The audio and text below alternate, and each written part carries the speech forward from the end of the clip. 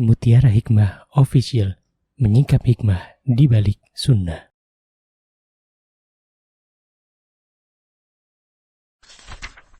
Salurkan donasi terbaik Anda untuk mendukung dakwah Mutiara Hikmah Official. Mari siapkan bekal akhirat kita. Jangan lewatkan kesempatan emas ini.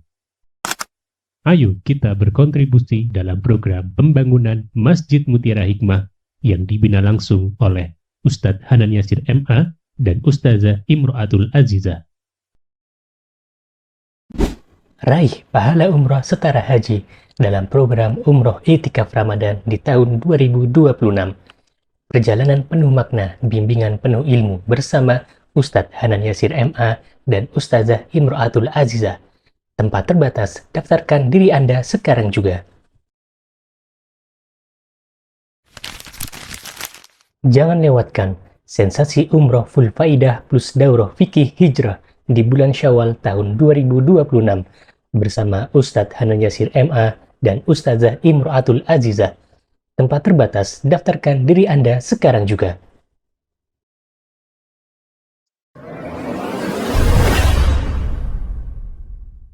Baik ibu-ibu yang saya cintai karena Allah, jamaah Majelis Taklim In'am, ya, yang saya cintai karena Allah, saya sungguh berbahagia bisa bertemu dengan ibu-ibu semuanya. Kayaknya ada wajah-wajah baru, ada wajah-wajah lama ini ya.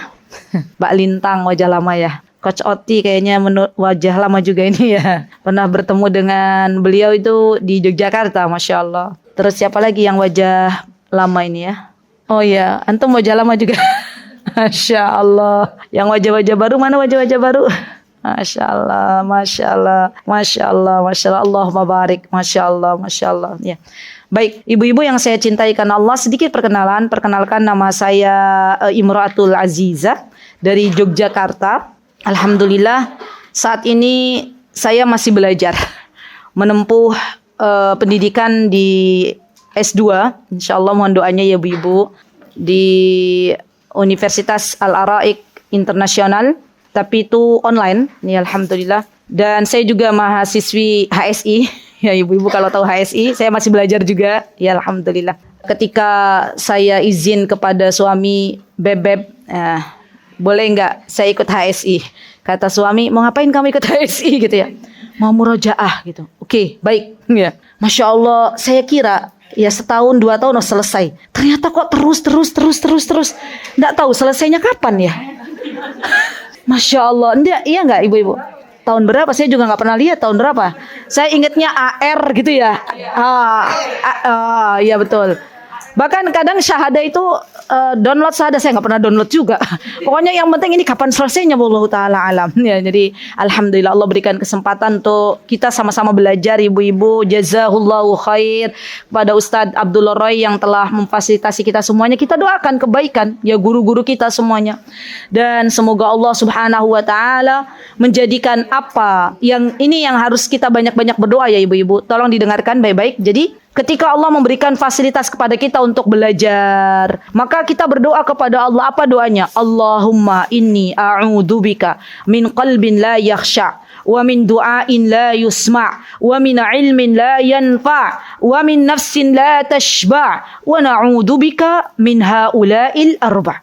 Kita berdoa kepada Allah, ya Allah, aku berlindung kepadamu dari hati yang tidak pernah khusyuk. Aku berlindung kepadamu dari ilmu yang tidak bermanfaat. Aku berlindung kepadamu dari doa yang tidak diijabah.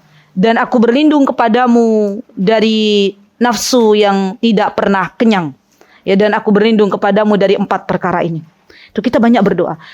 Apa harapannya ibu-ibu? Ketika kita belajar, kemudian Allah berikan kebermanfaatan dari apa yang kita pelajari, maka tidaklah ilmu yang kita cari itu kecuali Allah Subhanahu wa ta'ala tampakkan dalam kehidupan kita menjadi pribadi yang lebih tenang, menjadi pribadi yang lebih baik, menjadi pribadi yang lebih baik tentunya di hadapan Allah Subhanahu wa ta'ala. Jadi yang namanya penuntut ilmu, semakin lama menuntut ilmu itu harusnya adabnya harus semakin bagus. Akhlaknya harus semakin lebih baik daripada sebelumnya. Kalau ada seorang penuntut ilmu, dia sudah lama mengaji, sudah lama belajar, sering datang ke majlis taklim, tapi ternyata lisannya kotor, tapi ternyata lisannya tidak bisa dijaga, tapi ternyata na'udzubillah, summa na'udzubillah, sekalinya berkata banyak saudara-saudaranya yang akhirnya ya tersakiti,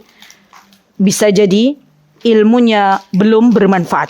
Ya, jadi kita tidak usah kita mengatakan, oh saya itu seorang wanita yang suka datang ke majelis taklim ini, majelis taklim ini, majelis taklim ini.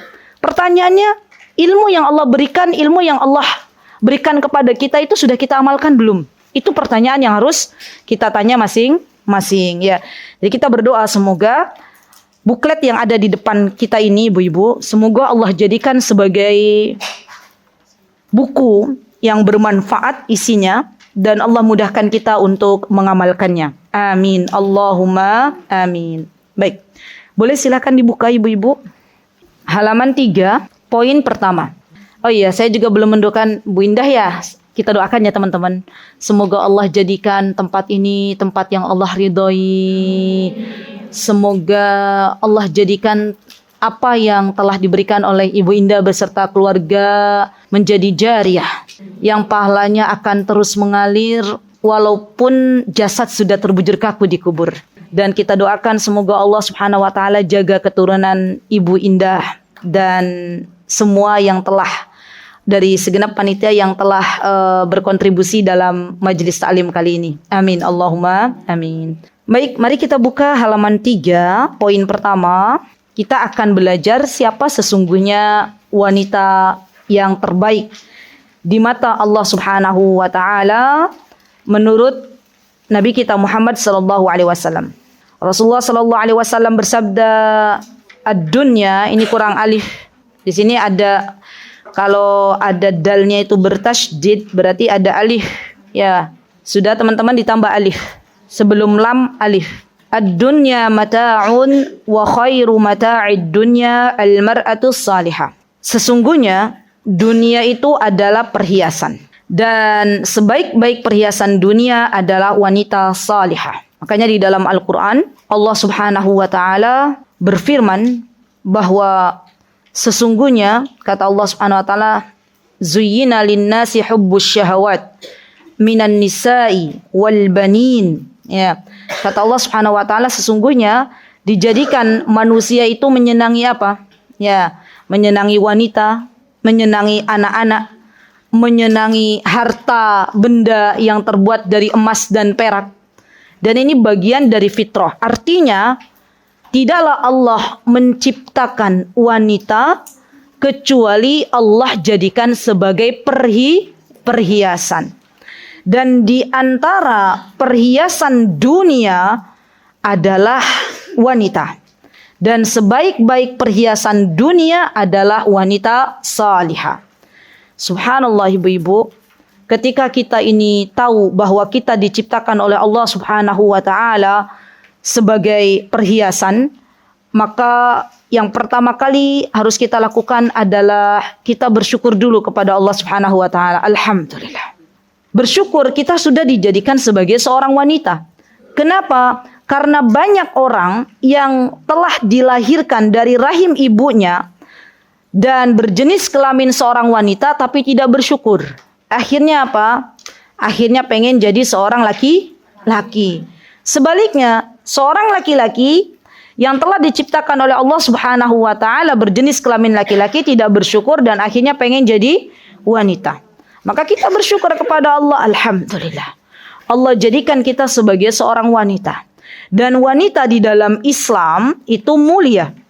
Dulu, zaman dulu kala, wanita itu dijadikan hanya sebagai barang warisan. Ya, jadi wanita ini bukan hanya sebagai perhiasan dunia, tetapi juga sebagai barang warisan. Yarhamukillah. Dan pada zaman jahiliyah dulu, ibu-ibu, wanita boleh dinikahi setelah suaminya tiada. Jadi wanita ini juga diantaranya diciptakan oleh Allah Subhanahu wa taala menurut budaya jahiliyah untuk memberikan nafsu syahwat kepada kaum laki-laki.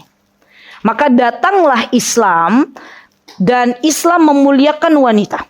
Jadi kita bersyukur. Yang pertama, Allah jadikan kita wanita, kita harus bersyukur. Yang kedua, bersyukurlah kepada Allah manakala Allah jadikan kita sebagai seorang muslimah. Nah, ini harus kita syukuri dulu ibu-ibu. Kenapa? Karena banyak wanita-wanita di dunia yang Allah Subhanahu wa taala belum memberikan hidayah. Ya, dia seorang wanita, tapi bukan muslimah. Ya, dan Allah memilih kita dari sekian banyak wanita, kita diberikan kesempatan untuk memegang agama yang mulia ini, yaitu agama Islam. Dan ini adalah suatu nikmat yang memang harus kita syukuri. Alhamdulillah. Itu yang kedua, yang harus kita syukuri. Yang ketiga, yang harus kita syukuri selain kita dijadikan oleh Allah Subhanahu wa taala sebagai seorang wanita, kemudian yang kedua sebagai seorang muslimah, yang ketiga bersyukurlah kepada Allah manakala Allah Subhanahu wa taala memberikan kepada kita nikmat hidayah, nikmat petunjuk. Allah mudahkan kita untuk menutup aurat. Itu adalah hidayah dari Allah Subhanahu wa taala.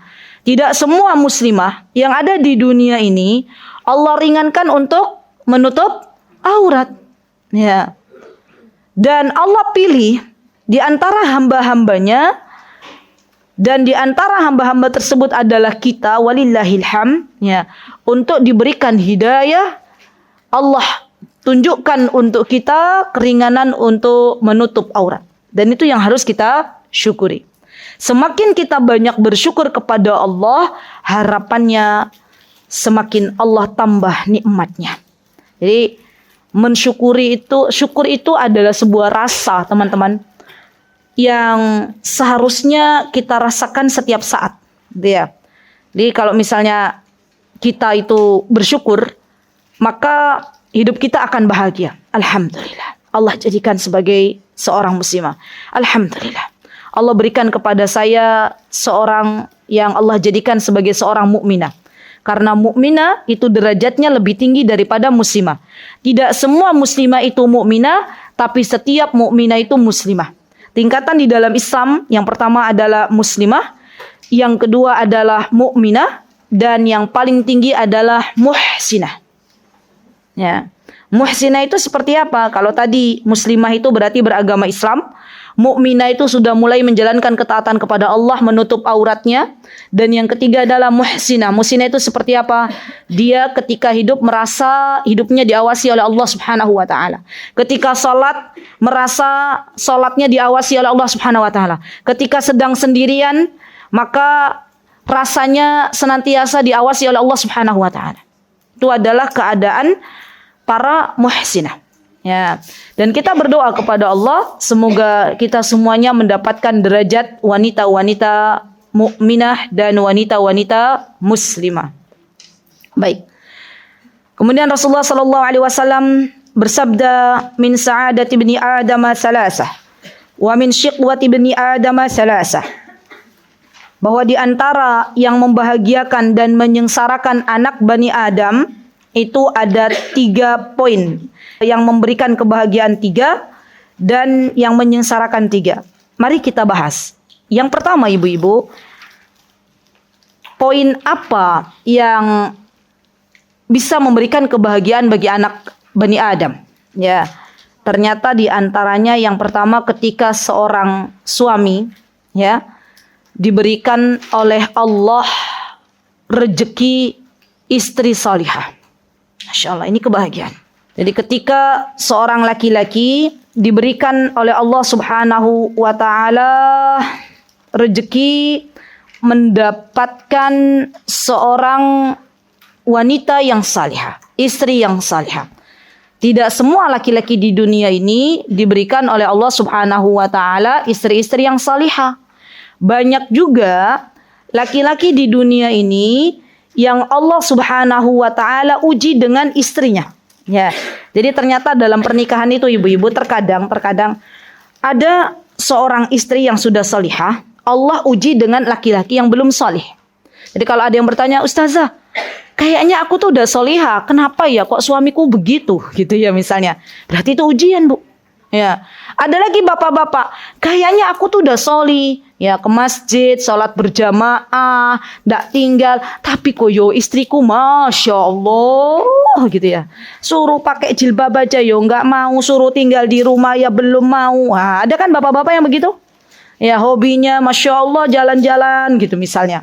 Berarti istri panjenengan itu ujian, gitu kan ya? Dan semua itu dapat jatahnya masing-masing. Tidak perlu kita membandingkan suami kita dengan suami orang lain. Dan bapak-bapak yang belum mendapatkan istri solihah tidak perlu membandingkan istrinya dengan istri orang lain. Manakala bapak ini bisa mendidik istrinya yang awalnya belum solihah, kemudian menjadi solihah, maka itu pahala di sisi Allah Subhanahu wa Ta'ala. Jadi kita ini pulang nanti, kita bilang ke suami kita, beb, beb, beb. Manggilnya siapa sih? Yang gitu ya. Maafkan saya ya kalau selama ini belum bisa membahagiakanmu. Waduh, kata suaminya, masya Allah, ya istriku habis kajian di majelis taklim inam gitu ya. Besok tak izinkan lagi deh ke sana gitu ya. Masya Allah, koyo selama pernikahan belum pernah minta maaf, kok ini yo minta maaf gitu ya. Masya Allah ya. Beb, maafin aku ya Beb kalau belum bisa membahagiakanmu. Nah ini kenapa istriku kok tiba-tiba begini? Katanya tadi di kajian, di antara kebahagiaan seorang laki-laki itu kalau punya istri solihah. Ya. Maaf ya Beb, kalau aku belum bisa menjadi istri yang selembut Khadijah binti Khuwailid. Waduh, Masya Allah. Masya Allah. Saya jadi ingat ya ibu-ibu. Belum lama ini kami tuh bertakziah ke salah satu jamaah umroh. Jamaah umroh yang kami terakhir umroh Ramadan kemarin, ya itu masih umroh bareng, masya Allah. Ya itulah ajal ya. Terus kami dikabarkan oleh salah satu karib kerabat jamaah umroh tuh ada salah satu jamaah umroh orang Yogyakarta yang meninggal dunia. Maka kami turut bertakziah ke sana dan uniknya itu ibunya tuh cerita gitu loh, suaminya yang meninggal dunia. Kata ibunya, waktu detik-detik suaminya mau meninggal dunia, jadi mereka itu ketika suaminya tuh mau meninggal dunia tuh hanya berdua di rumah ibu-ibu. Jadi masya Allah ya itu nggak sakit enggak ya. Masya Allah ini pelajaran untuk kita ya. Terkadang Allah itu kalau mau mewafatkan seorang yang baik, maka Allah kumpulkan dulu anak-anaknya. Jadi waktu liburan kemarin di Jogja itu padat merayap Bu. Saya aja kaget ya ketika datang ke Surabaya malam-malam, loh Surabaya kok kosong kayak gini ya. Jogja tuh padat merayap hari-hari ini. Betul ya.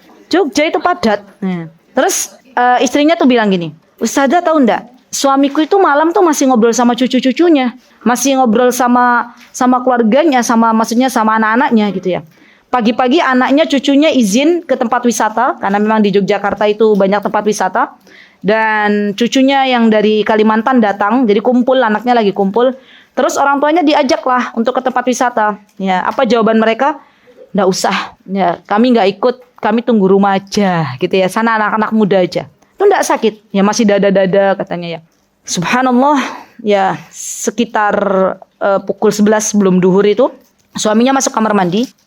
Di kamar mandi sudah minta tolong ke istrinya. Ya, minta tolong. Terus istrinya akhirnya kaget melihat suaminya tuh sudah dalam keadaan gerges gitu ya. Sudah gemetaran. Dikeluarkan dari kamar mandi, alhamdulillah masih bisa. Terus masya Allah ya Allahumma barik, inilah seorang wanita yang masya Allah ya dalam kehidupannya banyak berzikir. Tidaklah saya menyaksikan beliau kecuali masya Allah Allahumma barik, beliau banyak berzikir. Allah kasih ketenangan ketika menemani suaminya yang mau meninggal dunia. Terus kata beliau, istrinya berkata kepada saya, Ustazah, waktu itu tuh saya tuh kok ada pikiran, wah kenapa kok suamiku begini? Jangan-jangan suamiku mau meninggal katanya gitu. Ya. Terus beliau bilang, Pak, la ilaha illallah, mentalkin. Ya. Dan suaminya itu masya Allah mau ditalkin. Ya. Masya Allah Allahumma barik. Terus sempat-sempatnya istrinya bilang gini, Pak maafin saya ya, saya suka membantah. Waktu itu katanya giginya sudah mulai, katanya. Maafin saya ya Pak, saya suka membantah. Maafin anakmu ya yang pertama disebut. Maafin sampai anak terakhir. Terus talkin lagi la ilaha illallah, terus sudah meninggal di pangkuan istrinya. Masya Allah. Dan masya Allah Allahumma barik ketika itu dibawa ke rumah sakit ya. Terus bilang ke anak-anaknya yang lagi di wisata, udah nggak usah buru-buru, bapak sudah meninggal dunia gitu katanya. Udah meninggal, ngapain buru-buru katanya gitu ya. Tenang aja katanya gitu. Kita tunggu kok katanya. Masya Allah. Saya bilang Masya Allah. Ini wanita ini Masya Allah Allahumma barik jarang. Ya, jadi ibu-ibu kita ini, bu dalam hidup itu harus tenang. Biasakan kita itu tenang. Ya biasakan. Kenapa? Karena wanita itu fitrahnya tuh gerasa-gerusu atau gerasa-gerusu. Panik, kemerungsung, cemasan, ya, overthinking. Biasakan untuk tenang. Kenapa? Karena dengan kita diberikan ketenangan oleh Allah Subhanahu wa taala dan kita bisa bersikap tenang, maka insya Allah kita bisa melalui kehidupan ini dengan baik. Ya, bisa dibayangkan nggak kalau ibu ini nggak tenang? Ya, boro-boro ingat nalkin, ya kan? Yang ada apa? Teriak-teriak, histeris. Ya, Masya Allah, Allahumma barik. Makanya Masya Allah istri yang solihah itu adalah harta yang Masya Allah yang sangat-sangat berharga bagi seorang laki-laki. Jadi kita perlu ibu-ibu minta maaf ke suami kita. Pak, Beb, yang mohon maaf ya kalau saya selama membersamai suamiku belum bisa menjadi istri yang salihah. Masya Allah. Kata suaminya, saya juga minta maaf istriku kalau selama ini belum bisa menjadi suami yang baik untukmu. Waduh, Masya Allah. Enak gak Bu kalau dalam rumah tangga seperti itu? Enak. Ya. Tapi kan ustazah, suamiku terus kok ustazah yang berbuat salah kepadaku. Ini mulai setannya muncul. Ya Bu, nah itu kan kadang begitu ya. Setan itu. Ya. Bu, yang namanya hamba Allah minta maaf duluan tuh bukan berarti akhirnya turun derajat. Ya, justru itu disukai oleh Allah Subhanahu wa taala. Ya. Jadi, jadilah istri yang salihah. Karena itu akan membahagiakan suami kita. Yang kedua, di antara yang bisa membahagiakan seorang laki-laki adalah tempat tinggal yang baik.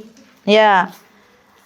Al-maskanus salih, tempat tinggal yang baik itu adalah tempat tinggal yang penghuni rumahnya senantiasa mentaati Allah Subhanahu wa taala. Tempat tinggal yang baik itu adalah tempat tinggal yang memiliki cita-cita atau memiliki moto di dalam keluarganya, baiti jannati, rumahku syurgaku.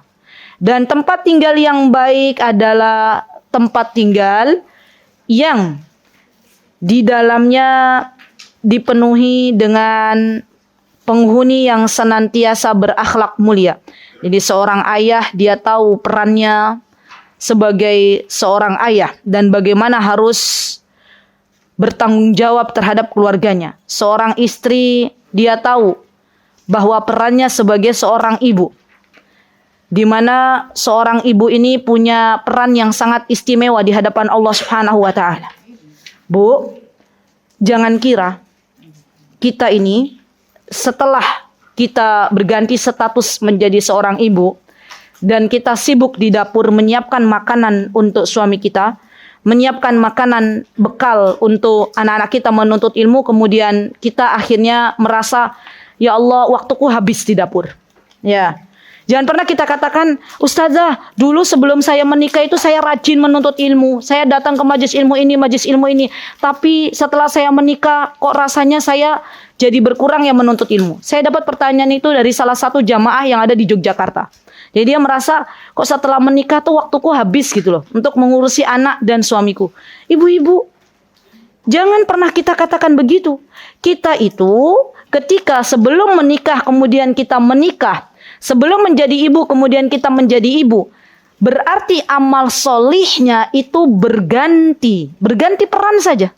Ya, kalau dulu kita sebagai anak yang salihah misalnya, maka harapannya setelah menikah kita menjadi istri yang salihah. Sudah menjadi ibu, harapannya kita menjadi ibu yang salihah. Tidak ada yang sia-sia di hadapan Allah Subhanahu wa taala. Apa yang kita tinggalkan untuk anak-anak kita, apa yang kita tinggalkan untuk keluarga kita, itu semuanya akan menjadi jariah untuk kita semuanya. Bahkan seorang wanita yang di dalam rumahnya senantiasa berdoa untuk anak-anaknya, untuk kebaikan suaminya, itu disukai oleh Allah Subhanahu wa taala. Ya. Jangan pernah kita memandang remeh sebuah amal solih. Karena bisa jadi kata Sufyan Ats-Tsauri, amal soleh yang kecil itu besar di hadapan Allah Subhanahu wa taala karena niat yang lurus. Dan bisa jadi amal soleh yang besar di hadapan manusia kecil di mata Allah Subhanahu wa taala karena rusaknya niat. Ya. Jadi ibu-ibu enggak usah bersedih. Alhamdulillah. Ya. Bagi teman-teman yang hari ini Allah takdirkan ya belum bisa menjadi istri yang salihah karena qadarullah misalnya harus berpisah dengan suaminya atau suaminya sudah meninggal duluan, juga tidak usah bersedih. Kenapa? Karena Anda masih diberikan kesempatan oleh Allah untuk membersamai anak-anak. Jadikan membersamai anak-anak itu bernilai ibadah di hadapan Allah Subhanahu wa taala. Ya, dan Allah itu zat yang Maha tahu terhadap apa yang dilakukan oleh hambanya. Dan Allah itu zat yang Maha tahu apa yang ada di dalam hati seorang hamba. Ya, kita sebagai seorang hamba Allah, posisikan diri kita dengan peran kita masing-masing. Kalau saat ini panjenengan menjadi seorang istri, jadilah istri yang salihah. Kalau saat ini panjenengan diberikan amanah oleh Allah menjadi ibu yang salihah, menjadi ibu, jadilah ibu yang salihah. Dan semuanya baik di mata Allah Subhanahu wa taala. Baik. Kemudian yang ketiga adalah al-markabus shalih. Markabus shalih itu kendaraan yang baik. Ya, di sini yang menyenangkan. Maksudnya as-shalih itu kendaraan yang baik. Kendaraan yang baik itu yang seperti apa ibu-ibu? Apakah kendaraannya harus mewah? Ya, Lamborghini. Nah, Sadako tahu Lamborghini gitu ya. Tahu kemarin anak saya habis jualan stiker mobil. Ya, jadi saya punya anak laki-laki ya usia 8 tahun.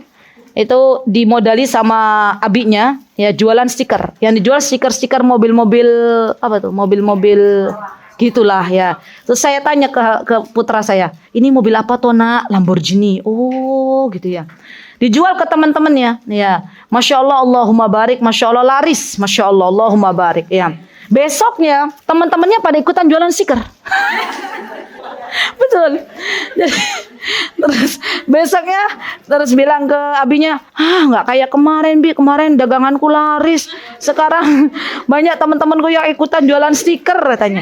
Ya udah nggak apa-apa, besok nggak usah jualan dulu gitu ya, nanti pekan depan jualan lagi gitu ya. Masya Allah, nggak apa-apa Bu, kita latih anak kita, apalagi laki-laki ya. Anak saya yang terakhir itu kan laki-laki, untuk berjualan ya, sampai ibunya tahu, oh ada mobil namanya Lamborghini toh gitu ya.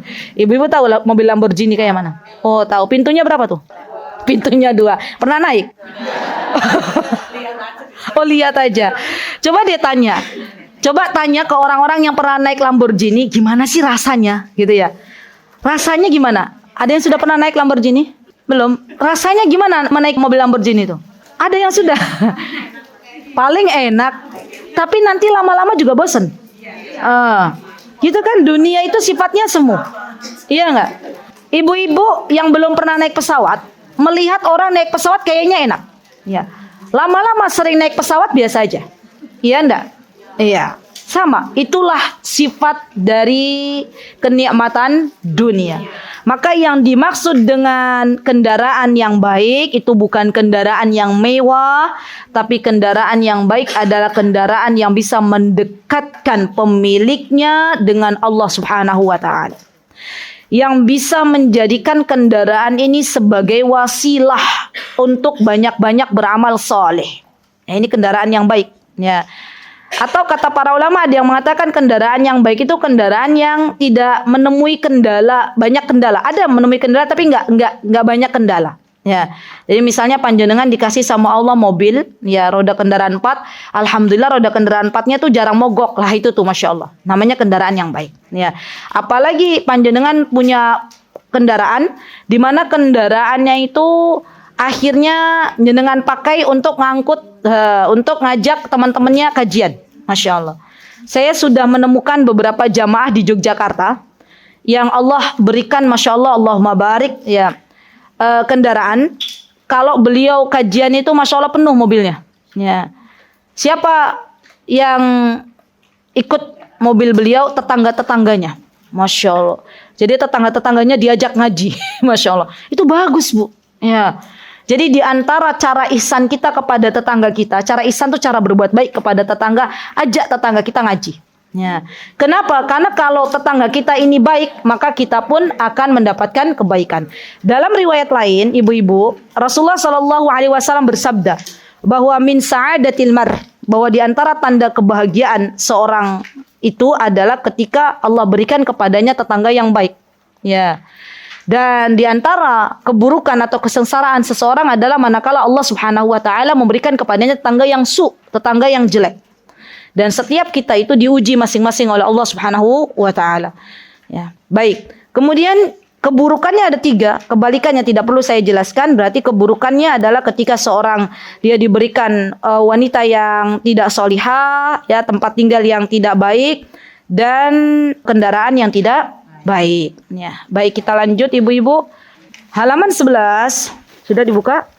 Nabi kita Muhammad sallallahu alaihi wasallam mengabarkan bahwa lelaki itu sangat lemah di hadapan para wanita. Subhanallah.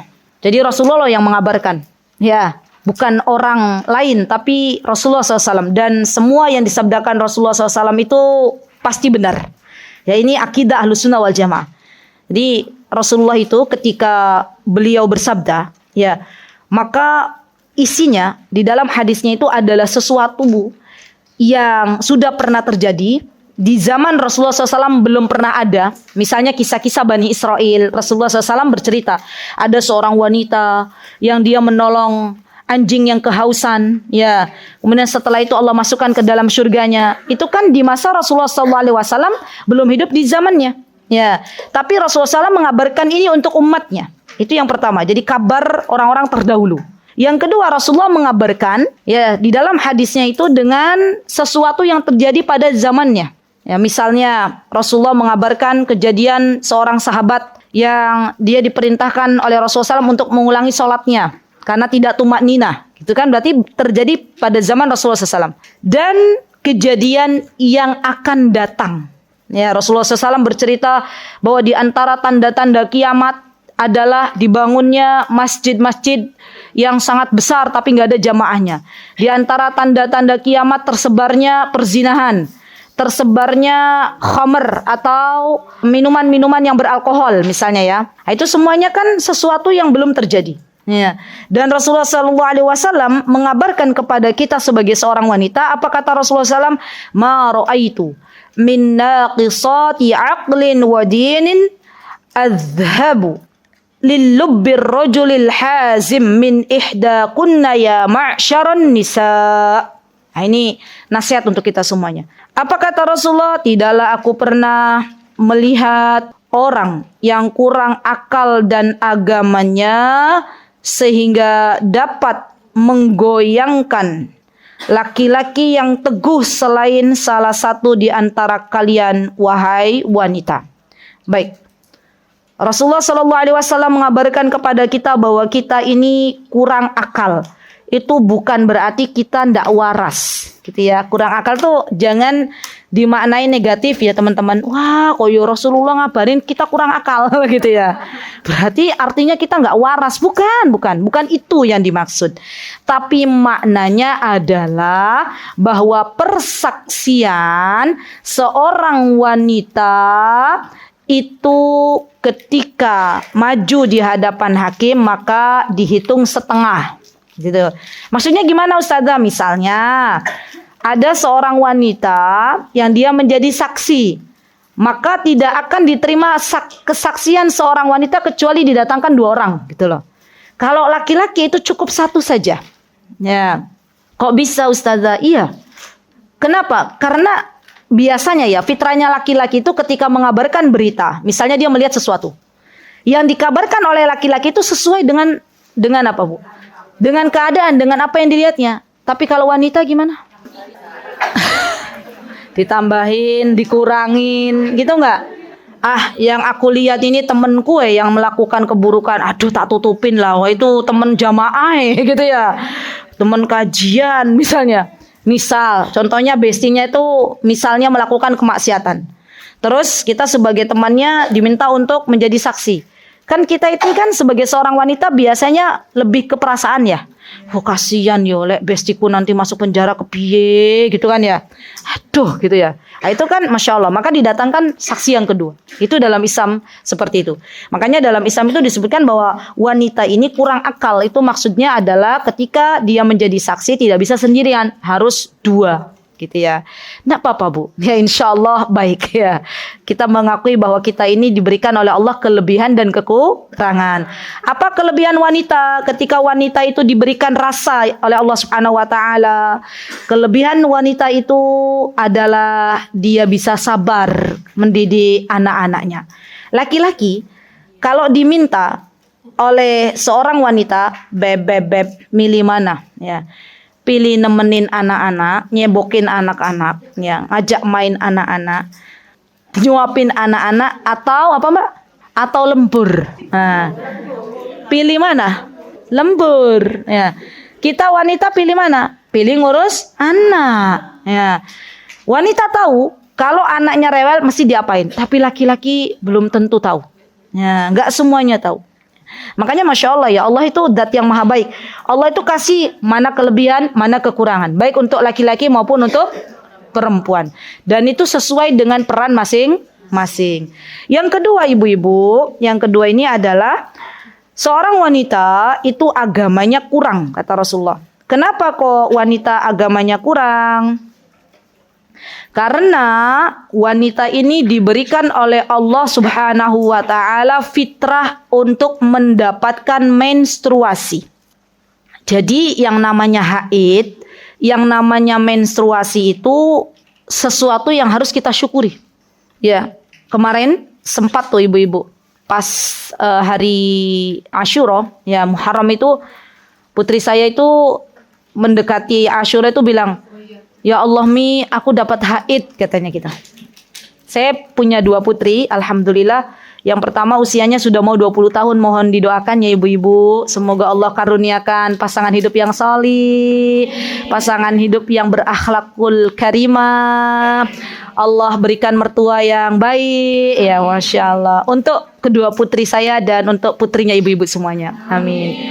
Terus dia bilang, "Ya Allah Mi, mau puasa Asyura kok yo haid," katanya gitu. Saya bilang, "Nak, enggak apa-apa nak. Kamu bersyukur sama Allah. Ketika kamu sudah punya niat pengen puasa Asyura, terus kamu haid, itu kamu sudah mendapatkan pahala di sisi Allah." Memang fitrahnya begitu kan ibu-ibu?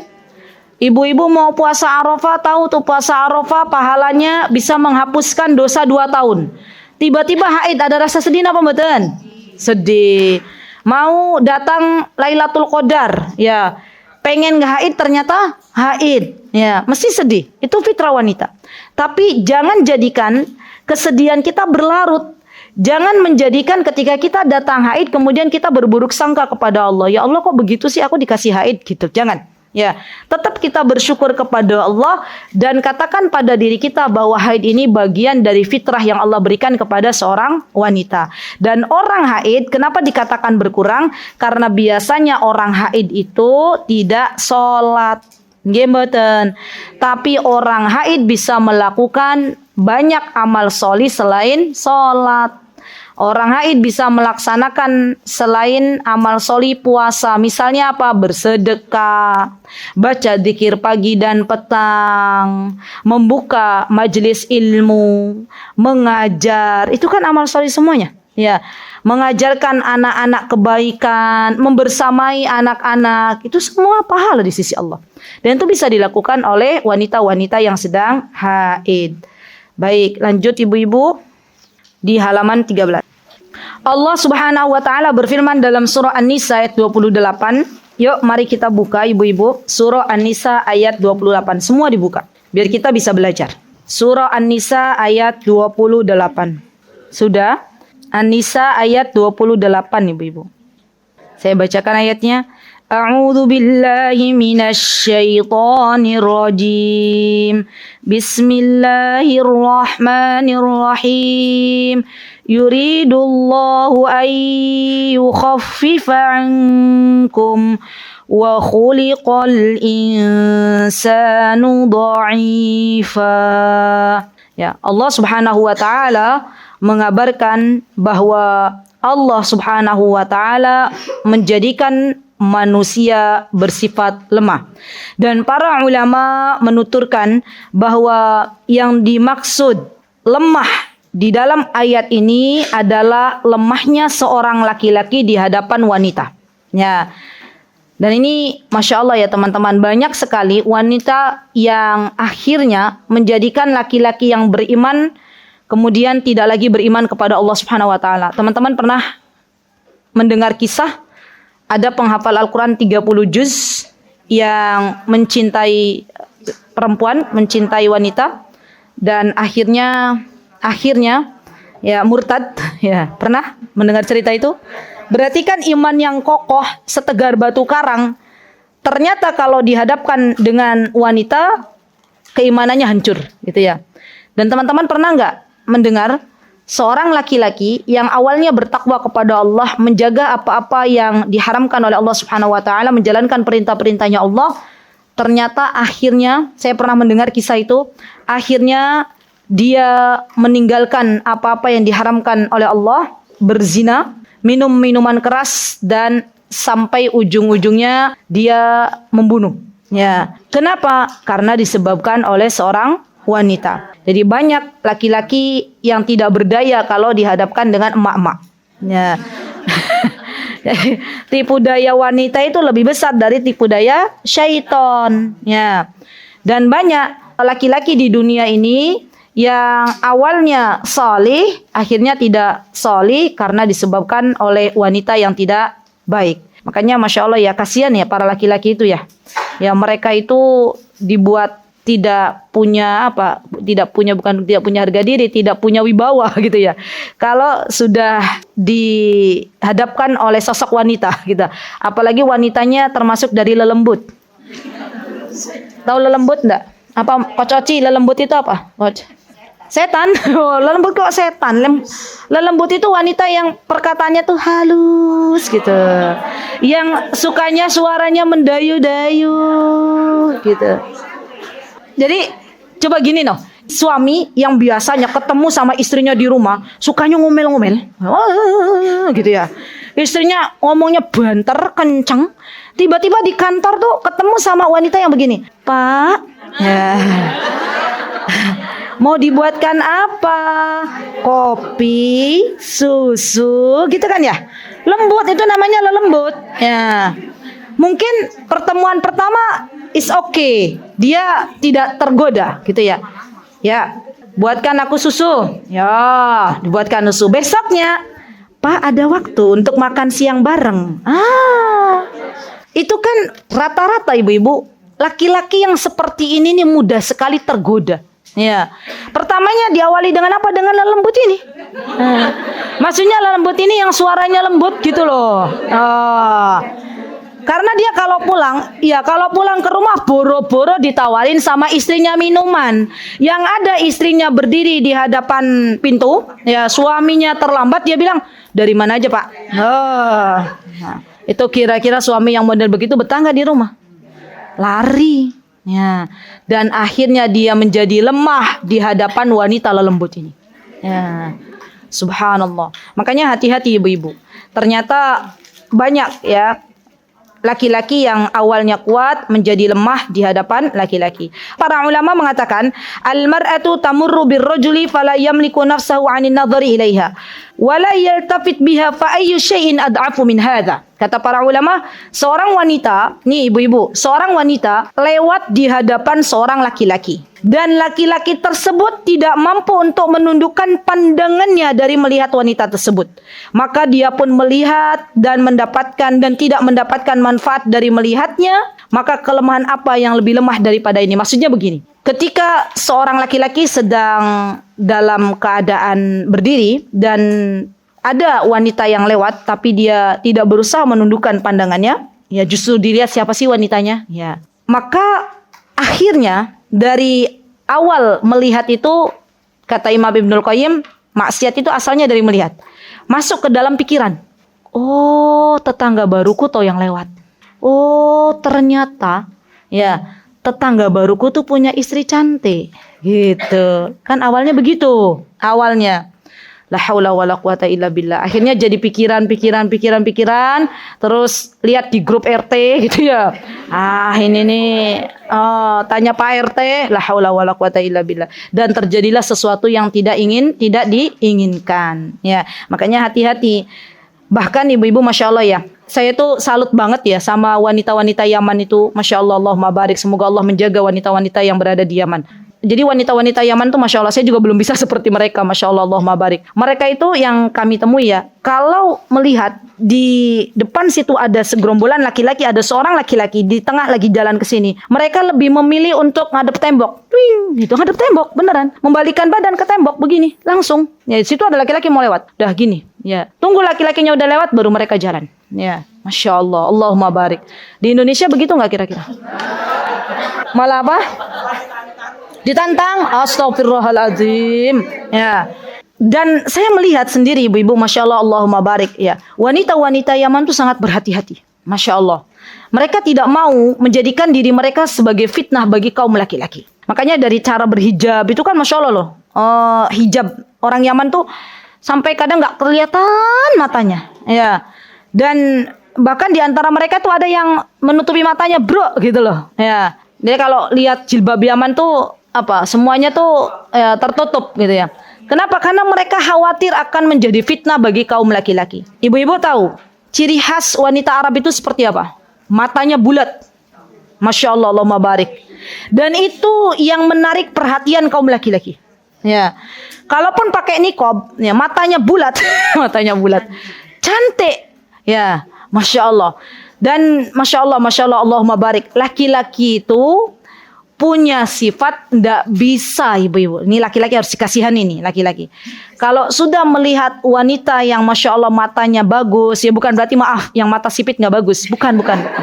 Ya bukan berarti saya mengecilkan itu, tidak. Maksud saya lagi berbicara tentang wanita Arab. Ya, wanita Arab itu matanya bulat. Dan laki-laki itu sangat terkesima dengan wanita-wanita yang bermata bulat, khususnya laki-laki Arab. Ya, jadi kita sebagai seorang wanita hendaklah pandai-pandai untuk menjadi wanita salihah agar kita tidak menjadi fitnah bagi kaum laki-laki. Baik ibu-ibu, insya Allah kita lanjutkan nanti setelah istirahat ya. Mutiara Hikmah Official, menyingkap hikmah di balik sunnah.